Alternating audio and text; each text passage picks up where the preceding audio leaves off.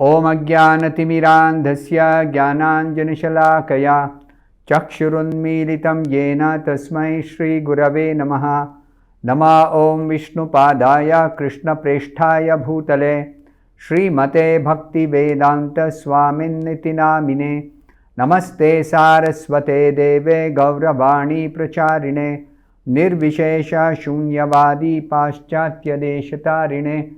Jaya Shri Krishna Chaitanya Prabhu Nityananda Shri Advaita Gadadhara Srivasadi Gaura Bhakta Vrinda. Hare Krishna Krishna Krishna Hare Hare, Hare Rama Rama Rama Hare Hare. Om Namo Bhagavate Vasudevaya.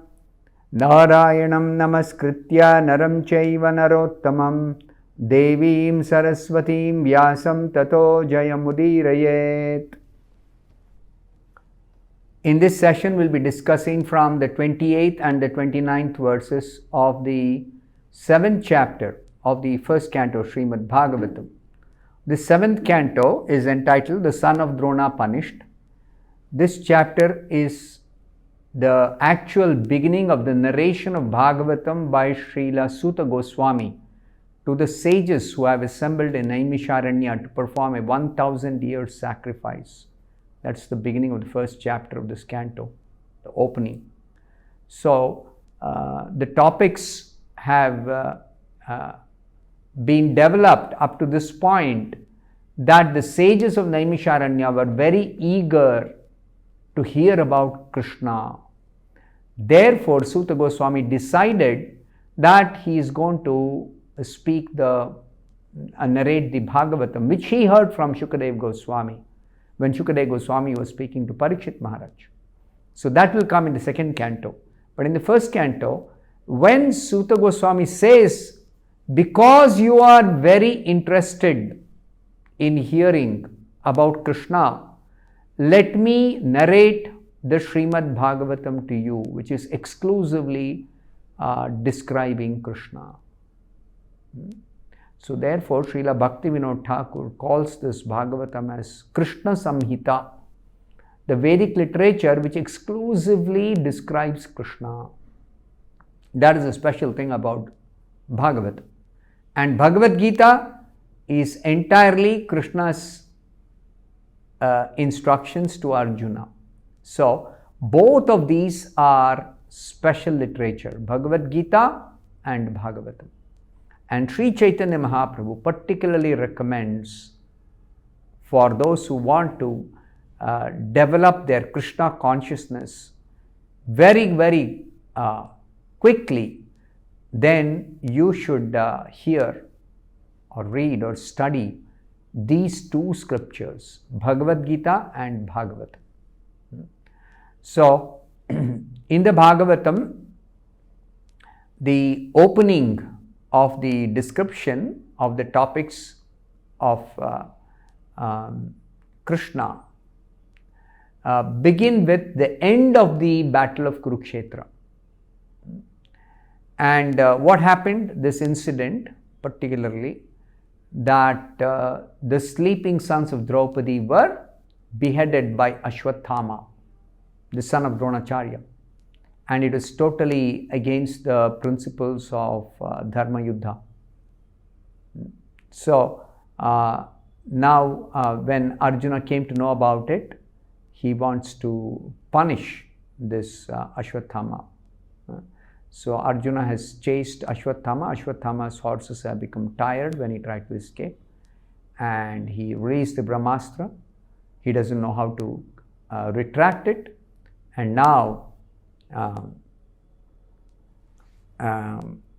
Arjuna has asked Krishna, what is the source of this intense radiation that is spreading everywhere? What is the source of this? What is the cause of this? And Arjuna, of course, has offered nice prayers to Krishna. And now Krishna is replying in this 28th verse, Nahi asya Anyatamam kinchid astram pratyavakarshanam Jahi astra teja unnadham astragno hi astra tejasa. The meaning of this verse is, O Arjuna, only another Brahmastra can counteract this weapon. Since you are expert in the military science, subdue this weapon's glare with the power of your own weapon. In the previous verse, Krishna had explained the source of this radiation as the Brahmastra released by Ashwatthama in order to save his life, his own life. And Krishna also informed Arjuna, this Ashwatthama doesn't know how to retract this. So it's very dangerous, this radiation of the Brahmastra he has released.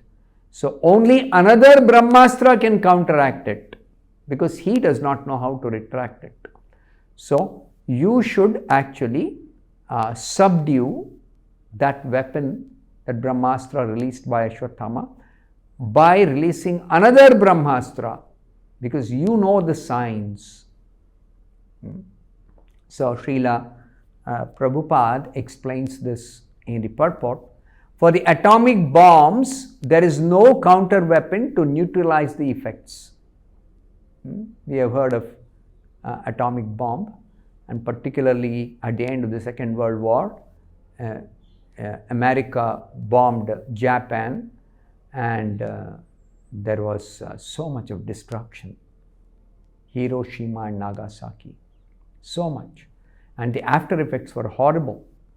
But this Brahmastra, even though it has the power like an atom bomb, of course the power of Brahmastra is many millions of times more than that of the atom bomb, but Brahmastra can be targeted at a very specific target, can be released to destroy a particular target only. That is the complete science of this Brahmastra, those who know this. And this branch of knowledge in the Vedas is called dhanurveda.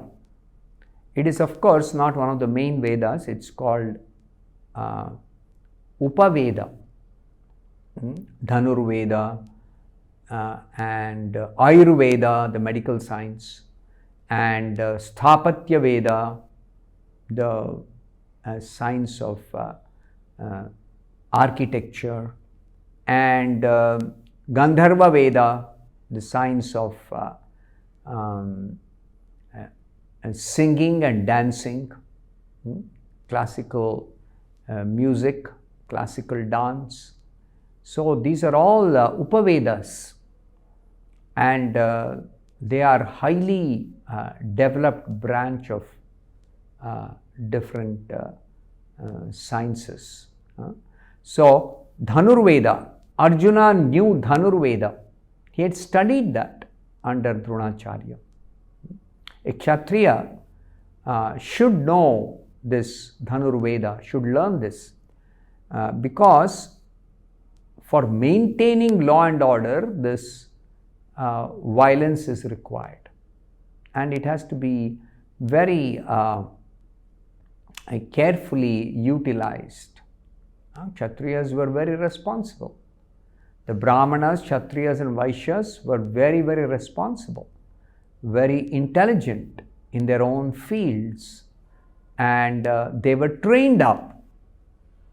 They were trained up in a Gurukul to properly learn and also responsibly utilize this knowledge. So, atomic bombs, it's very crude. Once it is released, there is no counteraction to neutralize the effect of that. But by subtle science, the action of a Brahmastra can be counteracted. And those who were expert in military science in those days could counteract the Brahmastra. Those who were expert in military science. Arjuna was expert. This Ashwatthama, he knew only how to release the Brahmastra. He did not know how to counteract it or how to retract it. He didn't know.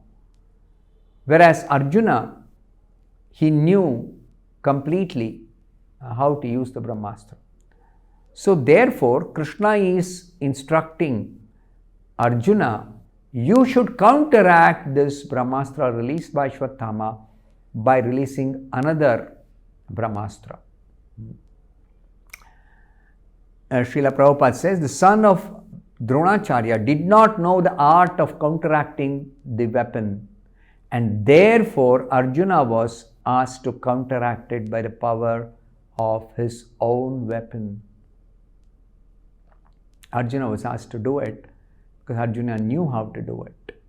So this dhanurveda is a very, very advanced science of using weapons, and it is a subtle science because simply by chanting a mantra after sanctifying oneself by touching water, one can actually release different types of astras against different targets, and very, very specific and precise. In fact, the astra will go and search out for the target wherever the target is. So that is the power of the astra, this weapon which is released by mantra. It is unknown. This science is unknown, yet unknown to the modern scientists. They do not know this. And in the 29th verse, Suta Vacha, Suta Goswami is narrating this to the sages of Naimisharanya. Suta Goswami is telling what happened next.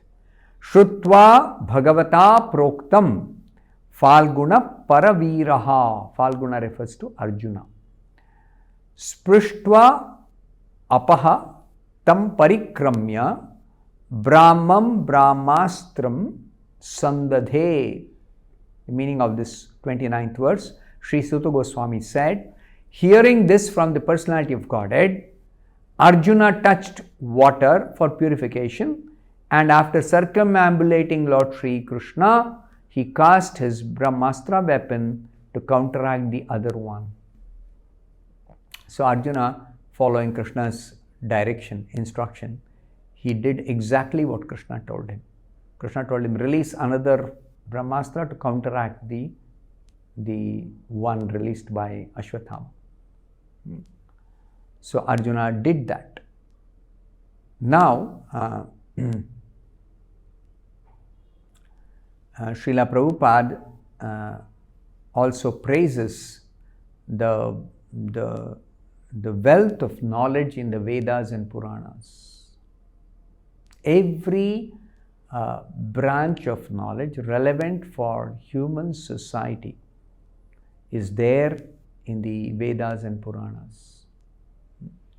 And it is perfect knowledge coming from the perfect source, the Supreme Personality of Godhead. Originally, the Vedas and Puranas were handed down to Brahma at the beginning of creation. Tene Brahma Hrudaya Adi Kavaye Muhyanti Yat Surayaha. In the beginning of Bhagavatam, it is described. Brahma received this knowledge and it is coming down in parampara. So, this knowledge is perfect knowledge. See how now Arjuna is going to counteract that Brahmastra released by. Because the Brahmastra's power is that it can destroy a whole universe. Not just this atomic bomb, at most it can at the most destroy one planet. But a Brahmastra can destroy the whole universe. Millions of planets it can destroy. So that is the power of Brahmastra. So it is, if he has released it without aiming at any specific target, this foolish Ashwatthama, then Krishna is actually telling Arjuna, counteract it and neutralize the effect of that Brahmastra, so that no damage will be done at all. That is the idea. Nobody will be harmed by that. When Arjuna counteracts it and retracts both of them. And that's what will be described in the next verse. I'll stop here. Thank you very much. Hare Krishna.